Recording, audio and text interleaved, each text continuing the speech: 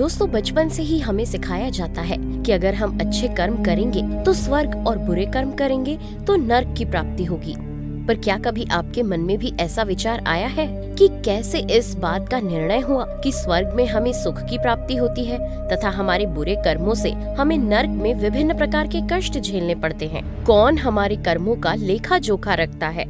आइए जानते हैं इस वीडियो में कि यमलोक से वापस लौटी कन्याएं किस प्रकार स्वर्ग तथा नर्क से जुड़ी विभिन्न सुविधाओं तथा कष्टों का वर्णन करती हैं। दोस्तों, पहले तो पृथ्वी लोक के किसी भी व्यक्ति को ये जानकारी नहीं थी कि आखिर कहाँ स्वर्ग है और कहाँ नर्क तथा किस प्रकार से अच्छे या बुरे कर्मों के अनुसार उन्हें यमराज द्वारा उचित स्थान दिया जाता है। फिर बाद में हमें पता चला कि हमारे हाथ में तो सिर्फ कर्म करना ही है, बल्कि हमारे कर्म किस प्रकार के अर्थात पाप या पुण्य वाले होते हैं, इसका निर्णय तो यमराज द्वारा ही लिया जाता है और फिर इन्हीं कर्मों के अनुसार हमें उचित स्थान पर भेज दिया जाता है।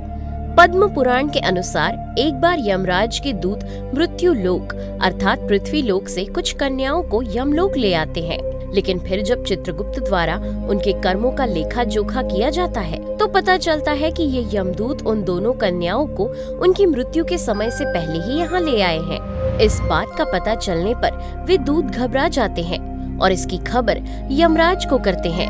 पूरा वृत्तांत सुनने के बाद यमराज उन दूतों को आदेश देते हैं कि उन कन्याओं को वापस पृथ्वी लोक पर छोड़ आएं। इसके बाद वे दूत जब कन्याओं से वापस चलने के लिए कहते हैं तो वे कहती हैं कि आपके इस गलत कार्य से हमारा पूरा परिवार बहुत दुखी हुआ है, इसलिए अब आपको हमें पूरे यमलोक के बारे में बताना और उसे दिखाना होगा, अन्यथा हम वापस पृथ्वी लोक पर नहीं जाएंगी और यही यमलोक में रहेंगी। उनकी ये बातें सुनकर दूत वापस यमराज के पास जाते हैं और उन कन्याओं की मांग भी उन्हें बताते हैं। तब यमराज बोलते हैं कि तुम्हारे द्वारा जो गलती हुई है उसका प्रायश्चित तो तुम्हें करना ही होगा, इसलिए अब तुम उन सब कन्याओं को यमलोक की यात्रा करवाओ।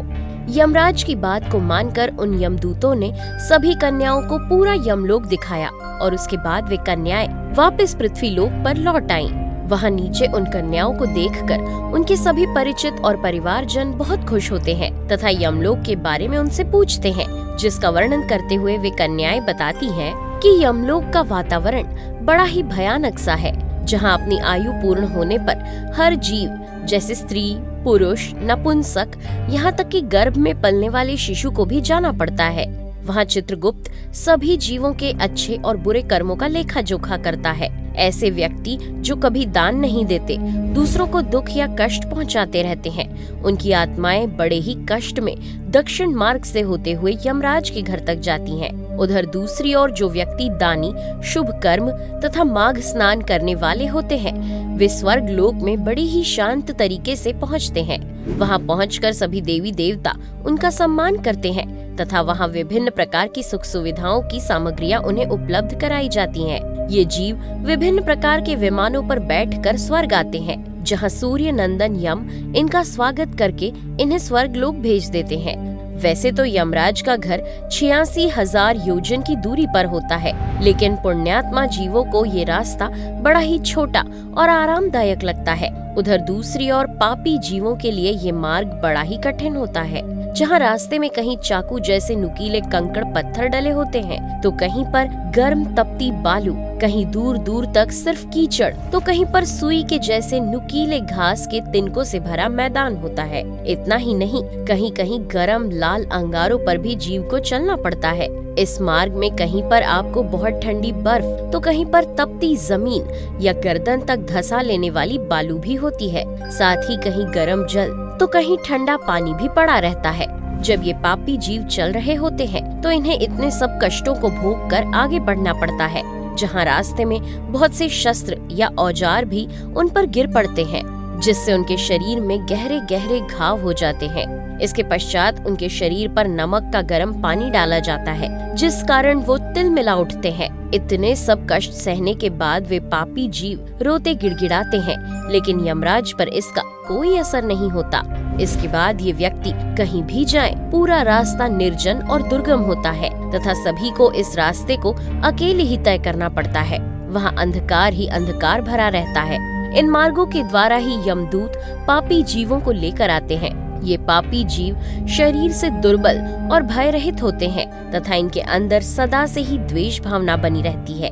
फिर ऐसे व्यक्तियों की बाहों में कील ठोक कर इन्हें पीछे बांध दिया जाता है तथा पैरों में भी बेड़ियां लपेट दी जाती हैं। कुछ अन्य जीवों को पशुओं के जैसे गले में फंदा डालकर खींचा जाता है तथा दुष्ट मनुष्यों को तो जीभ में रस्सी बांध कर तक खींचा जाता है। इन सब की कमर में भी रस्सी बांध दी जाती है। कुछ को बाणों से घायल कर देते हैं, भाले से शरीर को छेद देते हैं। फिर इन सबको जेलों में भेजा जाता है जहां वो भूख और प्यास से तड़पते रहते हैं। शीत ऋतु में वो सब ठंड के कारण कांपते हैं तथा ऊष्मा की मांग करते हैं, तो उधर ग्रीष्म ऋतु में गर्मी से बिलखते रहते हैं। लेकिन वहाँ इन पापी जीवों को कुछ भी नहीं दिया जाता। फिर दूत इन्हें यमराज के सामने ले आते हैं, जहाँ चित्रगुप्त उन पापियों को समझाते हुए कहता है कि तुम सबने पृथ्वी लोक पर बहुत आतंक मचाया है, हमेशा एक दूसरे के प्रति ईर्ष्या भाव रखा, पराई स्त्री की सुंदरता पर मोहित होकर उनसे व्याभिचार किया।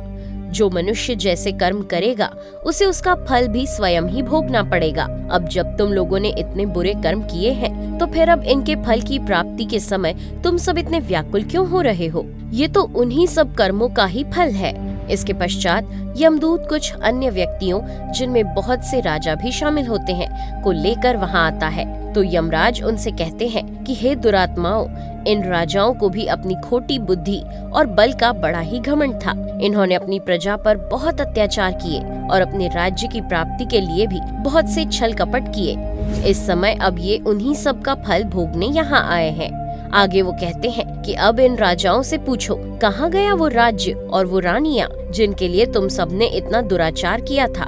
फिर इसके बाद यमराज दूतों को आदेश देते हैं कि तुम इन पापी आत्माओं को नरक की आग में डालकर इन्हें पापों से मुक्त करो। जिसके बाद दूत राजाओं को बड़े ही वेग से घुमाकर ऊपर की ओर फेंकते हैं, जिससे कुछ समय पश्चात वो तपती हुई शिला पर बड़ी जोर से गिर जाते हैं और उनका शरीर चूर चूर हो जाता है। इसके पश्चात वो नर्क के समुद्र में बह जाते हैं।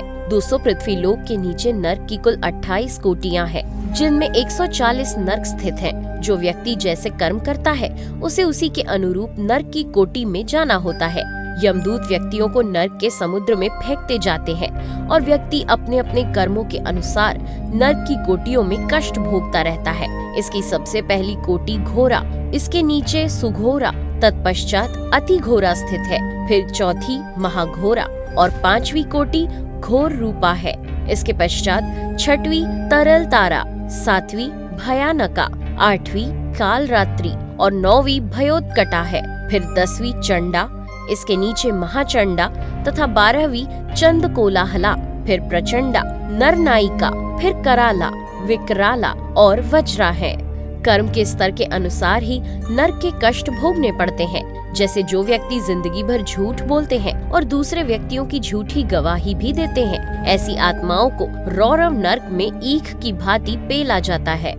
जो व्यक्ति अपने जीवन में दूसरी स्त्री के साथ अवैध संबंध रखता है, उन्हें बुरी निगाह से देखता है, ऐसी आत्माओं को जयंती नामक नरक में एक विशाल चट्टान के नीचे दबाया जाता है। तथा जो व्यक्ति अपने जीवन काल में मांस, मदिरा तथा अन्य अभक्ष्य पदार्थों को खाते हैं या उन्हें प्रयोग में लाते हैं, तो इन आत्माओं को महाभीम नामक नरक में भेज दिया जाता है, जो कि सड़े हुए मांस और रक्त से भरा हुआ होता है, जिसकी दुर्गंध और गंदगी में ही उसे अपने पाप भोगने पड़ते हैं। आदि ऐसे बहुत से नरक हैं। फिर जब अपने कर्मों का फल भोग कर ये आत्माएं शुद्ध हो जाती हैं, तो ये पुनः पृथ्वी पर जन्म लेती हैं। शुरुआत में ये पेड़ पौधों के रूप में जन्म लेती हैं, फिर धीरे धीरे छोटे कीड़े मकोड़ों आदि के रूप में इनका जन्म होता है। इसके पश्चात वो पक्षी रूप में, फिर वो 4 पैर वाले जीवों के रूप में जन्म लेते हैं। फिर इन सब योनियों के कष्ट भोगने के बाद गौ रूप में जन्म लेते हैं। इसके पश्चात ही उनका मनुष्य रूप में जन्म हो पाता है। इतना सब वर्णन करने के बाद कन्याएं ये भी बताती हैं कि हम सब बड़े ही भाग्यशाली हैं, जिन्होंने भारत भूमि में जन्म लिया है, जो कि बड़ा ही दुर्लभ होता है। भारत भूमि को ही कर्म भूमि माना जाता है, बाकी अन्य भूमियाँ योग भूमि मानी गई हैं। भारतवर्ष में ही ऋषि महर्षि तपस्या करते हैं। राजाओं द्वारा अमूल्य और बेजोड़ दान दिए जाते हैं। यहीं पर बहुत से पुरुष माघ स्नान और तपस्या करते हैं, जिसके पश्चात उन्हें विभिन्न देवी देवताओं के पद जैसे ब्रह्मा, इंद्र देवता आदि के पद प्राप्त हो जाते हैं। भारत भूमि ही एक ऐसी भूमि है जहाँ व्यक्ति अपने कर्मों को सुधार कर धर्म, स्वर्ग, यहाँ तक कि मोक्ष की भी प्राप्ति कर सकता है। यहाँ मनुष्य जन्म हमें 84 लाख योनियों के बाद मिलता है, जिसके लिए पशु क्या देवता भी तरसते हैं। देवताओं का मन होता है कि वे भी स्वर्ग लोक से आकर यहाँ मनुष्य रूप में जन्म ले और माघ स्नान करके आत्मा की शुद्धि करने का उन्हें मौका मिले, जिसके पश्चात वो मोक्ष मार्ग की ओर बढ़ पाएं। तो दोस्तों, इसलिए हमें अच्छे कर्म करते रहने चाहिए, जिससे हमें मृत्यु के बाद सद्गति प्राप्त हो सके। वीडियो को लाइक और चैनल को सब्सक्राइब जरूर करें। Thanks for watching.